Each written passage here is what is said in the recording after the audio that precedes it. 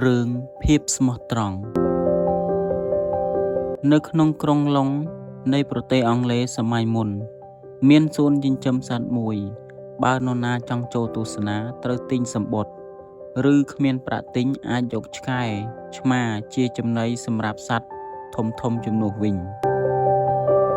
ថ្ងៃមួយមានបុរសកំសត់ម្នាក់បានចូលមើលសត្វតែគ្មានប្រាក់ទិញសំបុត្រក៏ចាប់ឆ្កែទើតាមផ្លូវប្តូរថ្លៃសំបុត្រចូលក្នុងសួនសត្វឆ្មាំទ្វារបានឲ្យគាត់ចូលរួចយកឆ្កែនោះបោះចូលទៅក្នុងទ្រុងសង្ហៈឆ្កែឃើញសង្ហៈទម្លាក់កន្ទុយវាក៏ដើរទៅគៀនទ្រុងសង្ហៈដើរហិតឆ្កែយ៉ាងយូរឯឆ្កែក៏ប្តូរខ្លួនរួចធ្ងោលើកជើង4ឡើងលើនិងបក់កន្ទុយសង្ហៈលើកជើងស្ទាបខ្លួនឆ្កែបង្វែរចុះឡើងរួចតេញឲ្យក្រោកសង្ហៈនិងឆ្កែទើលោតហក់លេងសម្ដែងភាពស្និទ្ធស្នាលបំផុតថ្ងៃមួយឆ្មាំបានបោះសាច់ឲ្យវាស៊ីវាហែកចែកឲ្យឆ្កែស៊ីដែរ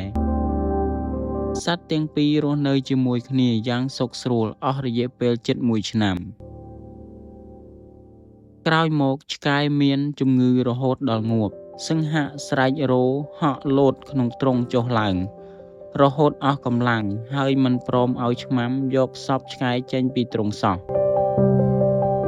ក្រោយមកឆ្មាំទ្វារក៏យកឆ្កែទើមួយទៀតបោះចូលក្នុងទ្រុងសង្ហៈហក់ខាំឆ្កែថ្មីរហូតដល់ងាប់